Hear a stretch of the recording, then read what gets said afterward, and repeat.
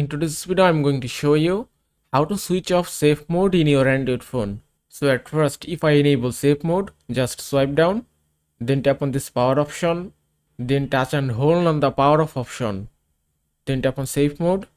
That's it. Now the phone will take restart to enable safe mode. So just give it a moment, and the restart is complete. Now just unlock your phone, and you can see safe mode has been enabled successfully. And that's it, you can see it's enabled. Now if you want to switch off safe mode, just swipe down and then just tap here to turn off safe mode, then tap on turn off. Now the phone will take restart again to turn off or switch off safe mode. So just give it a moment. You can see it's taking restart, and the restart is complete. Now just unlock your phone again, and it's complete. Now safe mode has been switched off successfully.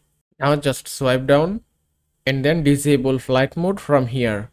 When you enable safe mode, then flight mode will be turned on automatically. And that's it.